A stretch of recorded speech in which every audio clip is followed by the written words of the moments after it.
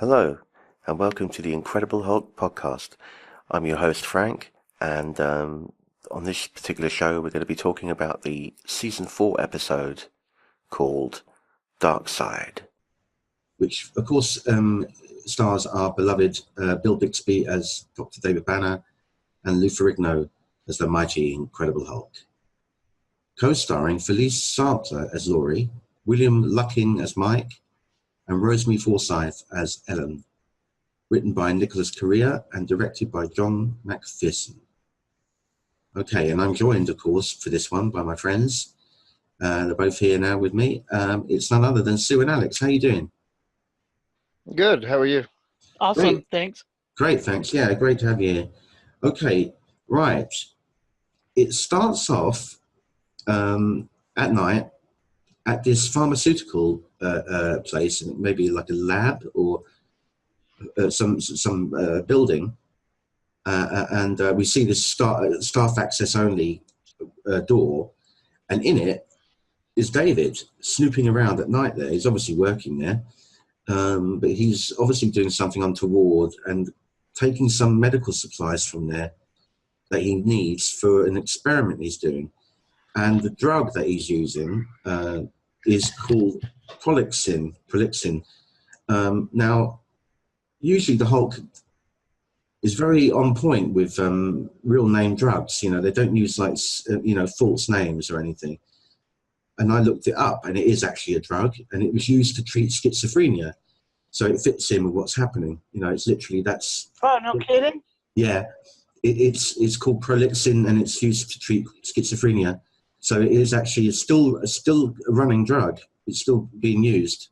So it can either be taken orally or by injection, and in his case, by injection. So he's taking that compound to try and counterbalance, or to stop the primal state, I guess. In his Hulk. So we see him doing that, and then it cuts to this house, which is the Schultz family, which is of course Laurie, where Laurie comes into this. Felice Sampler plays Laurie, and interestingly, like many actors and actresses back in the day, and even now in some cases, was playing against her age at the time, because she was playing an 18-year-old, but in actual fact the actress at the time was about 27. So there's been a few examples like that in the series. Anyway, Felice, interesting note here, had another connection to the Hulk later on, as she was the voice of Betty Ross in the Incredible Hulk animated series in the 90s. Oh, cool. For one season. It only ran for one season in the 90s, and Lou Ferrigno was the voice of the Hulk in it. So he actually did Hulk speak in it. That ran for one series about 96, 97, and Felice was Betty Ross. So that's quite interesting. Mike, William Lucking, the father, is home from shore leave, but he's been going away a lot, and this time around he's actually been away for almost a year. And of course, in that time, they've had to fend for themselves. He's kind of becoming a stranger to the family. And Laurie is not, taking it very well, that he's there, and that they have quite a falling out. So far, guys, what do you think? Well, Lori's angry that her father hasn't been there for her, and she's also angry that her father, that as she tries to, elicit a response from her father pushes her away, and then her mother's like, dude, your daughter's trying to connect with you, but you're running away. And so it's it was the focus of this was that the mother was like, I get it, this is what I signed up for. I knew that you were like this. I knew that you were involved in fishing or seafaring or whatever. but your daughter didn't sign up for this, and she needs you, and stuff. And Lori was like, she had obviously gone from being like a shy little girl to, in her own growth, had changed immensely over the course of the year that her father was gone, and now would like to actually, she's busy falling in love with David, and busy, David is their little lodger, and Lori just wants to spend all of her free time hanging out with him and like talking to him, and they get really close to kissing a couple times, and he pushes her away at the beginning of the show. And so, David is trying to, he's just honoring her youth, and he knows that there's an age difference and stuff, and so he's like, but her father is getting angry about this relationship that is building, and the reason that he's angry is because he wanted to be the center of attention when he came back, like he usually was, apparently. But, he's not the center of attention. Here's this guy, this drifter, who is pretty attractive, and there's obviously a secret going on, and Lori wants to know, and the father is, the father pursuing that. So here's Alex with some of it. Well, again, I mean, I'm focusing more on the, on the Jekyll and Hyde aspects. I mean, here, David doesn't have to be sort of like, and I don't know if this was accidental or on purpose, but in the TV show, he's a little bit more like Christopher Reeve's Clark Kent, in the sense that he does react, but he's more mild-mannered. But in this episode, he's not mild-mannered. He has to remember his manners, because in many ways he could have been arrested for assault or attempted, battery or whatever. Because unfortunately he's experimenting with, drugs and chemicals that he didn't even have anybody else checking in with him. So that was his second or third mistake, that, he could have killed himself or put himself in a really altered mental state. David could have been gone if it really had gone bad, and here he gets to play more of a bad guy. He gets to play more of a wild, personality, whereas in most episodes he's very kind and mild-mannered and a little meek. Not to be weak, of course, but he's very, civilized usually. And here he's not. He's very, and I don't know. I was a little bit offended by the kind of Indian or maybe caveman or maybe Neanderthal with the paint when they had the flashbacks. And it sort of reminded me of that French movie Quest for Fire, or Quest of Fire, even though they changed it and it came out years later after this. But I don't know if that was a visual way of sort of saying, well, Neanderthal.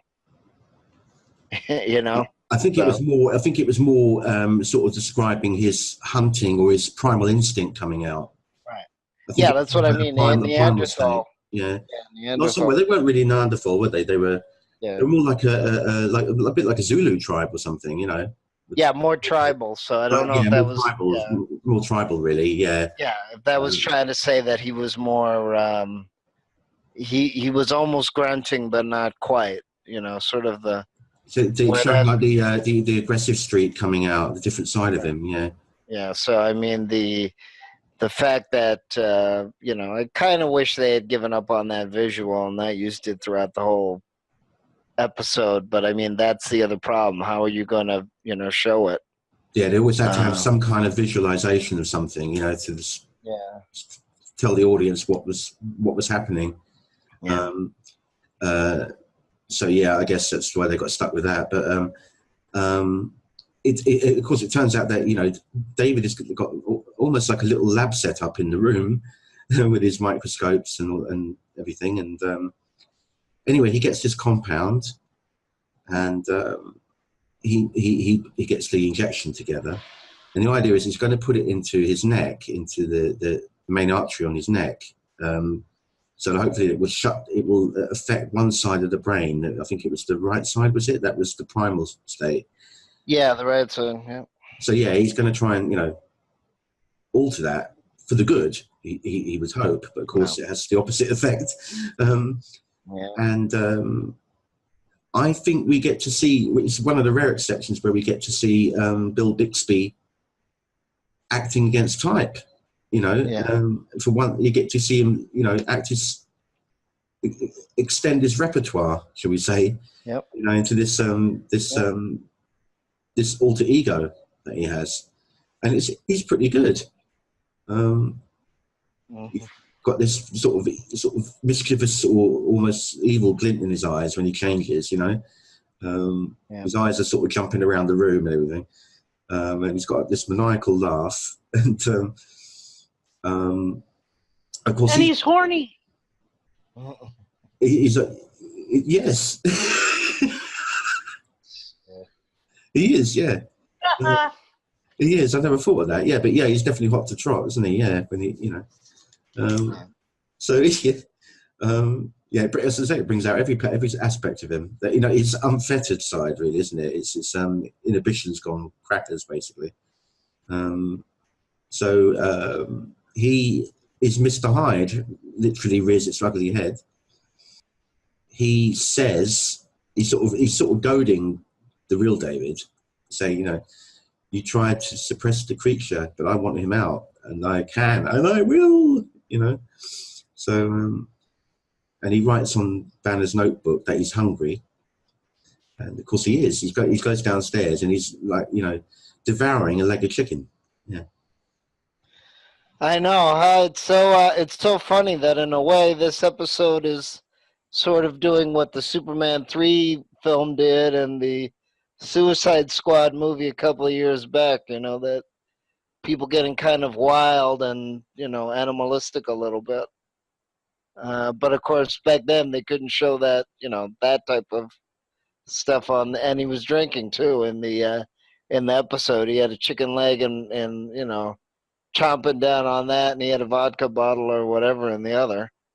Yeah, he was guzzling a bottle of wine, I think, from the bottle. Yeah. Yeah, so he was kind of being, you know, being sort of a you know, a little bit of a wild drunk. But it was kind of interesting how, you know, he had to sort of snap back and be the civilized, because the father was getting, you know, very upset and very, you know, angry. I want you out. I want you gone. Da da da da da. So. There was an interesting bit here where he actually calls Laurie Laura. He says, because that's a woman's name. You're a woman, not a girl. Yeah, he's sitting in front of the refrigerator. And he reaches out his hand, and suddenly it's all about her. And he calls her Laura instead of Laurie. Yeah. And she's kind of under his eyes. Yeah, she's kind of under his spell, isn't she? You know, very much besotted with him. Even when he was like his normal, yes. I mean, you know, when he wasn't like that, she was already had a thing for him anyway. You know. But now it's like, oh, he's a bit dangerous now. I like this, you know. Yeah. And so yeah, she's kind of, you know, probably her head spinning, really. I think, you know, this different change in his mood, you know, all the time and stuff like that.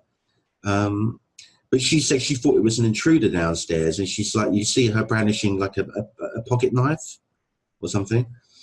And he grabs it, and then he starts bleeding, and then he snaps out of it, doesn't he? Briefly, back into David again, and he's like, "Oh my God, what have I done? I'm so sorry." And then the father comes down and says, I want you out. I want you out. You've got a week. That's it, you know."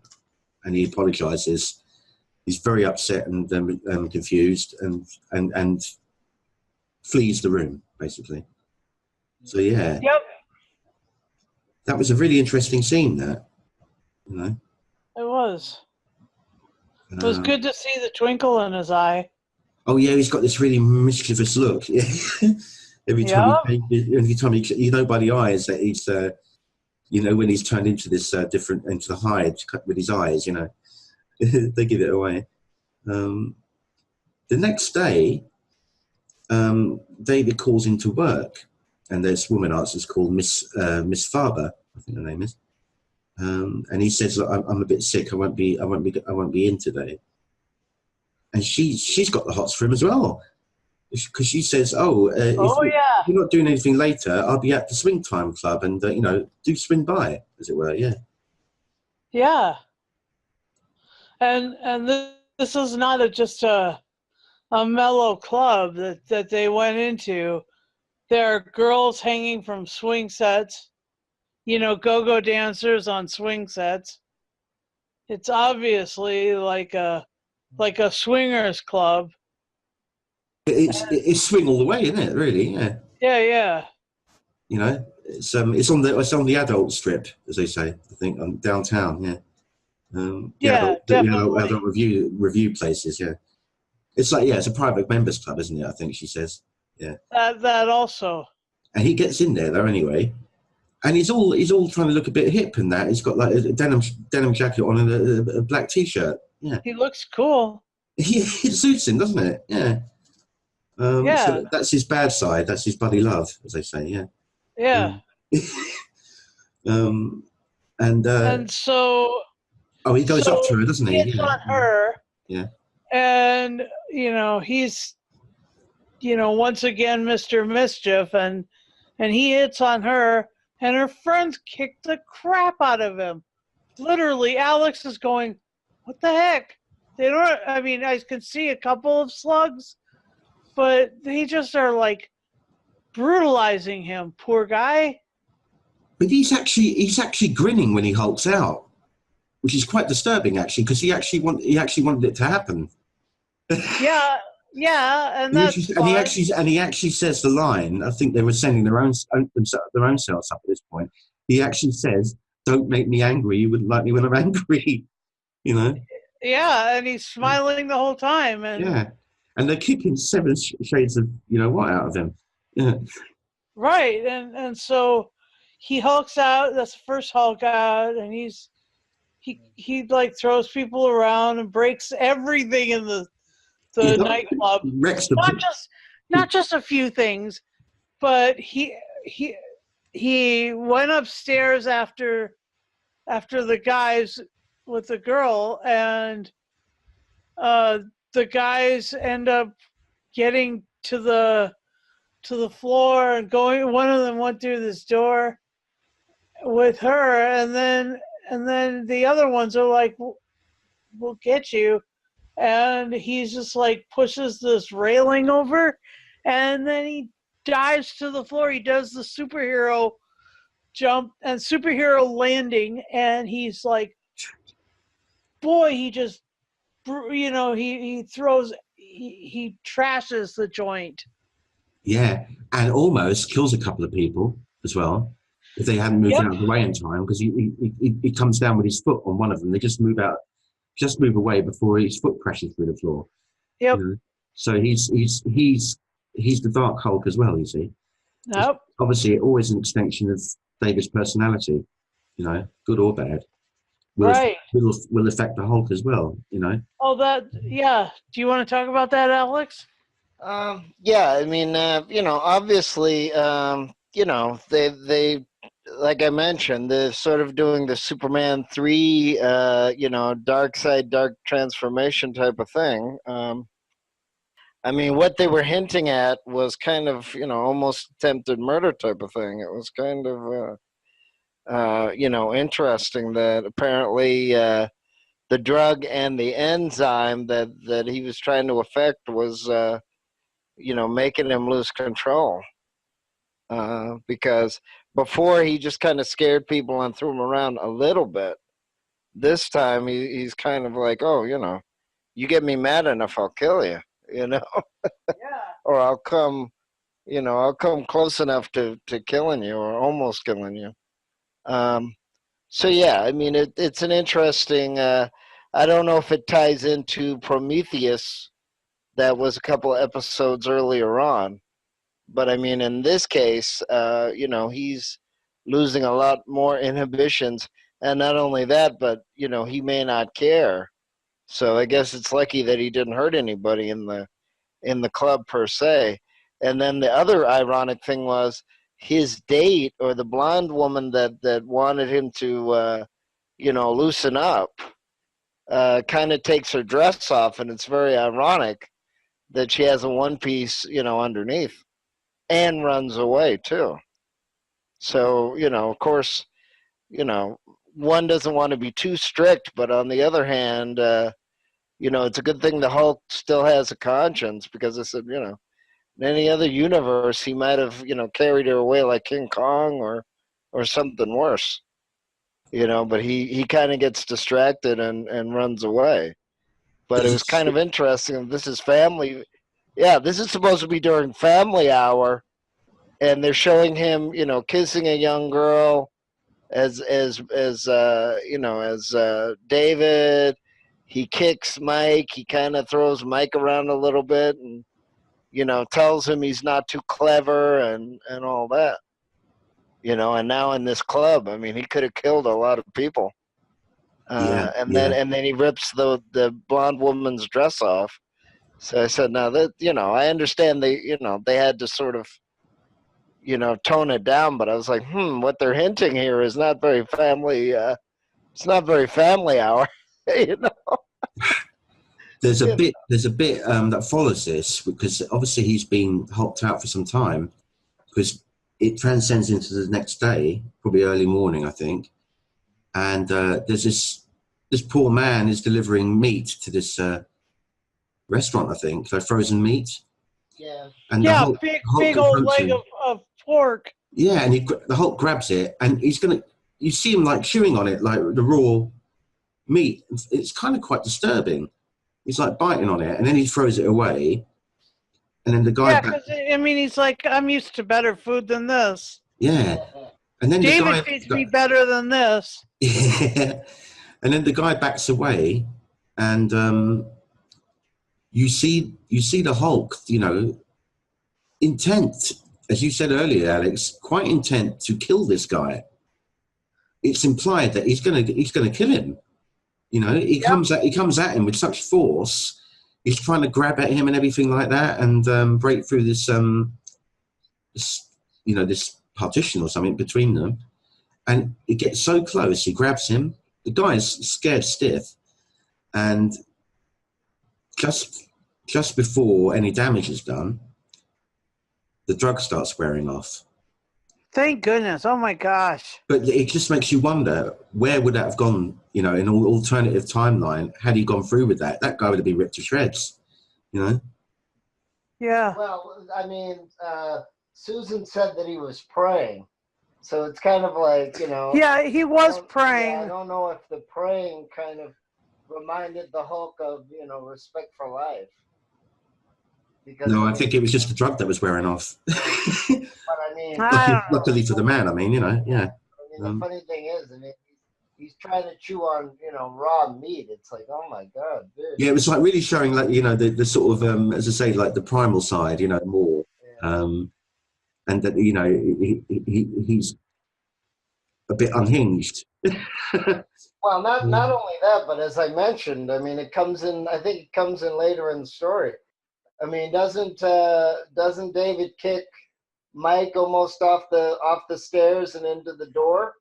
It's like, actually, he's scarier than the Hulk if you think about it, because the Hulk is kind of scary. So you would actually be more afraid of the Hulk than David. But David's like, I'm taking her. Remember later on in the story, he's like, I'm taking, what is it, Linda? What's her name? Laura. I'm taking Laurie. So it's like, wait a minute now. If you think about this, he's kidnapping her a little bit here. You know what I mean? So David's actually more scary than the Hulk is, because you think David would be civilized. He's not acting civilized, really. If you think about it. Yeah, but it's not him, is it? It's the drug. Right. No, but I'm saying if you didn't know that, You know, you don't know if this guy's high on drugs or whatever. You know what I mean? So that's actually scarier than the Hulk, because most people aren't walking around with green skin or gray skin. So you would know that something's wrong. Your head would say, "Uh-oh, you know, I better stay away from this." But if it's quote unquote a normal guy walking around, you know what I mean? And you see him kicking you down the stairs, or, you know, laughing maniacally, or, you know, Yeah. grabbing a young girl and saying, you know, because remember, later on in the story, David actually steals somebody's car. So it's like, you know, he's kind of going off the deep end if you really think about it, in comparison with the, you know, the rest of the series, where he's, you know, infinitely Grand more, Theft Auto. yeah, he's more civilized, you know what I mean? So that's actually scarier than the Hulk, because the Hulk technically is a monster. But here you have a human being that's kind of going, "Oh, I'm going to do whatever the heck I want," you know? That's Yeah. scarier Oh, it is. than a monster, Yeah. yeah. I think that probably would have shocked the audiences more because they're so used to Banner being like this mild-mannered guy. And then to see him like react like that and lash out at someone is like, whoa, this is a shock, you know? Even though we know in the context of the story why that's happening. It must have been quite interesting for people back then to think, I've never seen him like this before, you know, or since. Yeah, so they go. So the father, like, the family's together again afterward, and David has been asked to leave, and he's putting his stuff together, and he ever so gently wraps up the antidote in a little like cloth bag, and his hide comes out again and says, "Oh no, you don't get to take this He says, oh, no, you don't, antidote." David. No, you don't. Like that. I know. It's just he just went out. Anyway, he's like trying to get out the door and stuff, and then he runs into Lori, and she's all like, "You're gonna be mine," and stuff, and so he says, yeah, come with me, Laura. I'm leaving. So then she turns and faces her father, and she's actually like, "No, I'm leaving with him," and he's like, he'd invited this young man over to try and, you know, somebody that she had told him long time ago, like years and years ago, that she had a crush on. And her father connects with that guy and invites him over one time in between times, but then this time he's there, and her father's like, you know, this is the one for you, and she's like, I'm going and stuff, and David's like, yep, we're out of here, and the mischief is running across his face so fast. Oh my gosh, it's just amazing. He looks so devilish. I mean, he's just like, he looks just like, you know, he's the one your mother's warned you about, girls. And so yeah. So Laura, so off they go. They run out and that, and he ends up abducting the poor young guy's car. Yeah, he pushes the guy out, and he pretends he's got a gun under his shirt, doesn't he? Yeah, and he just pushes him down and pushes Lori into the car, and he jumps in, and he laughs, and he's laughing, and then the dad laughing like a lunatic. Yeah. The dad comes out, and he's freaked out. Oh my God, the dad is freaking out. Oh, and the dad is like jumping in the car, and the dad and mom are like, in hot pursuit, as they say. In hot pursuit, and the guy whose blue Camaro he stole is just standing there looking into deep space, going, "What the hell has happened?" And he's saying to himself, "That date didn't go well, did it?" Yeah. And so David takes some dangerous corners at some dangerous speeds and keeps looking at Lori, you know, lustfully, and she's like, "Would you pay attention to the road, you man, you maniac?" And he's like, Oh yeah, that's when he's like they're competing, aren't they? Good David is trying to get out, "Oh yeah," and and they're fighting with the injection. Like he's trying to stop him putting it in him, and he's fighting to put and, it in. You know, they're grappling.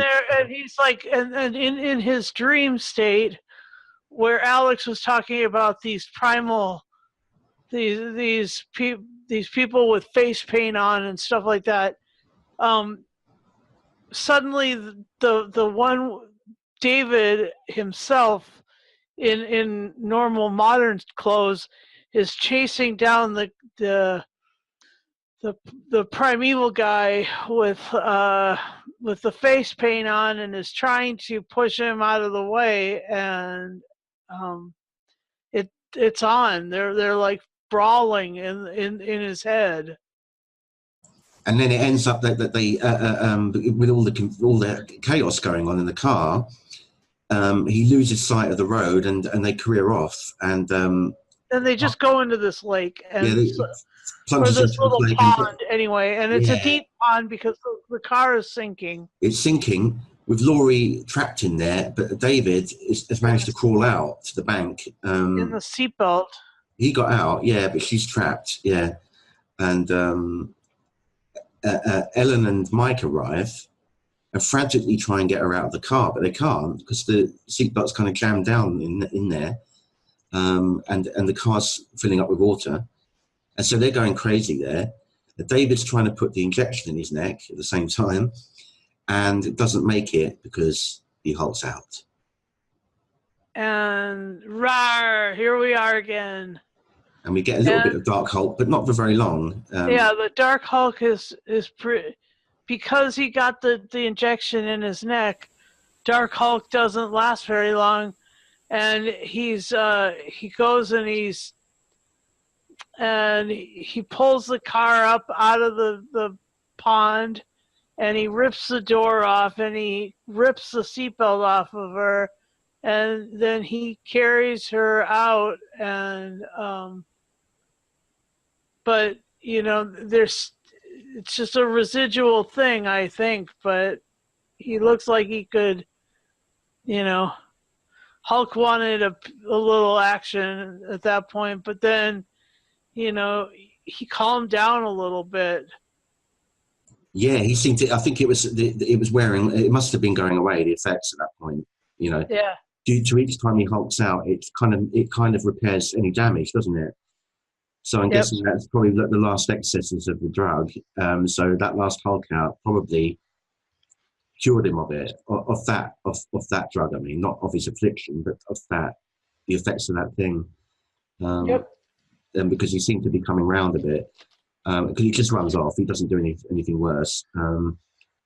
The last little scene we don't see David at the end, I mean, apart from the usual walking down the street, but he obviously just makes his leave. He doesn't say goodbye, and we see that she did finally go out for a date with young Jimmy. Yeah. Yep. And it went really well too. And I think she was going to see him again, so that was really nice. You know, because he's more her age, obviously, and that, and so the father sort of. And he doesn't turn into a superhero, you know. He doesn't. Yeah, he doesn't go green and stuff. Yeah. So yeah, that all's well that ends well there, and the father's like, going to stay home now. He's not going to, shuffle off like he has been doing on his boats and stuff. Yeah. So like this whole thing killed the family, trashed the nightclub, and ruined a perfectly good blue Camaro. And it wasn't like, I mean, he didn't save the world, but he did come to some more realization of that it's not schizophrenia. It's not a schizophrenic break that's causing this. It's something else. And I think that, had I don't even know if in the comic books it ever talks about the full experience of why he turns into the Hulk, because usually gamma radiation would just kill you, but in this case it kind of makes you an amazing green human being, a jolly green giant. No, I'm just kidding. But yeah, so, and I don't know if I do know that Jekyll and Hyde thing gave David a chance to sow some wild oats, which he hadn't ever. He was under so much control, as a rule, because he didn't want to be discovered, and he didn't want to Hulk out necessarily, but this one he was really right there for it. So fun. I think there's one thing we can all take away from this experience, guys, is that Jimmy may have lost the car, but he gained the girl. Yeah, and come to the dark side. We have cookies. The green ones, yeah. The green cookies, yes. Green Smarties in them, yeah. So yeah, all in all, guys, would you like to give us your summary of Darkseid? Fun father-daughter story, and I bet you Alex has a different take on it. Yeah. Well, yeah, I mean, the father wasn't that great a guy either. I mean, the daughter actually had a point in getting mad at him, and she wasn't, 15 like he was kind of acting she was. And I guess he was a sailor at one point, even though he was taking care of his family financially, but wasn't really there. I mean, he does change, and he does get to be more reasonable. And I also thought it was interesting what the wife said in a way too. There's a little bit of hinting that the wife was willing to put up with his chauvinism a lot more than the younger daughter was. In his absence. In his absence as well. But I mean, it also shows, as I mentioned before, he probably should have been arrested or put in the psych ward for a lot of what he's doing in the episode, and he's actually scarier than the Hulk because he looks more relatable and more normal than the Hulk does. So, but I mean, it is covered in the comic books too, that he changes color depending on, certain things, and he does have, typical angst that's worse than Spider-Man and things like that. But they didn't want to cover that. I don't think they wanted to bog it down too much in the comic book. In the TV show, they wanted to keep it, semi-realistic as much as possible. He's got anger management issues. Yeah. Yeah. Yeah, but I mean, that is part of the Hulk, just like the Spider-Man thing as well. That, you have the dual identity, then you have your mind kind of competing with itself. And here, his mild-mannered is sort of erased a little bit. So it's a little scarier that, he's trying to act civilized, but he's not really until the end of the episode again, so that's actually scarier than something that you don't see, a 9-foot-tall, bodybuilder running around painted green usually, so you would know not to be around that if you could. So it's interesting, and it's interesting in the way that it's written, and it's interesting in the way that it's acted. It's not one of my favorites, but then again, it's been many years since I've seen an actual marathon, but I did buy season 2 on DVD, so one of these days we'll go through it. But I've always liked the show anyway. I mean, I like it more now that it's more, semi-realistic. It's a little bit of a change from all the superhero movies, even though they try to, reflect on that too. But I don't like how in the movies the Hulk looks less realistic. I actually like the Lou Ferrigno representation. Yeah, the more human, sort of organic looking. Which of course is what it would look like, had if that had been actually real. You know, he would have been Well, like, you know, more human, sort of height-ish build. I would think. I don't think he'd be like 20 foot tall or something. You know. Yeah, I mean, in the comic book, obviously, you know, the Hulk is 12 feet tall and sometimes gray and sometimes green and sometimes whatever, depending on the story. He wasn't always green in the comic books. He was different colors depending on, you know, the story. At one time, he was gray and other things. He was red as well, wasn't he? Yeah, he was red for a little while. Yep. Yeah. I don't think that would work on TV, but. Well, funny enough, in some of the interviews for the Hulk, Kenneth Johnson had said that he was against him being green in the series, but it was a stipulation that Stan Lee had, and he caved into the idea. He actually wanted him to be red, because the color of anger to him was red, not green. Wow. You know, so he said he should be flushed with rage. You know, flushed red. But he didn't win that battle, so he had to keep him green. But he was never quite happy with that, you know, that result. Well, I mean, they probably could have done, you know, an episode where he was changing color, probably. But I don't think that would have worked in hindsight, and that probably wouldn't have worked on TV.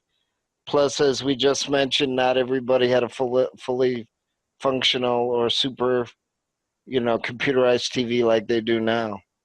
That, you know, would have looked really good no matter what, probably. But this was the 70s where not everybody had the best, you know, TV, or might have been watching on a black and white. Yes, indeed I was. So anyway, guys, that was Darkseid, season 4. A couple of things of note here that I enjoyed about it was I liked the Jekyll and Hyde aspect of it. Even though, in a sense, the Hulk was always kind of Jekyll and Hyde, you know, it was two aspects of his ego, and you know, but it was more so in this because, for the most part, yeah.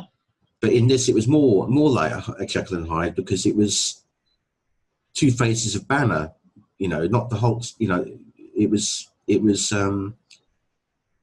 was no transformation with the drug, if you know what I mean. He just became a bad aspect of himself. A darker, more mischievous side, and it gave Bill a chance to do something different in his acting, and I thought that was really cool. So anyway, guys, we're going to wrap this up now, and I want to thank you both for being with me on this one. So thank you so much, Sue and Alex, for joining me. Yeah, you're welcome. Thank you. And we'll be back, of course, guys, with another Incredible Hulk podcast very soon indeed. So until then, whatever you do, for God's sake, don't Hulk out. Roar!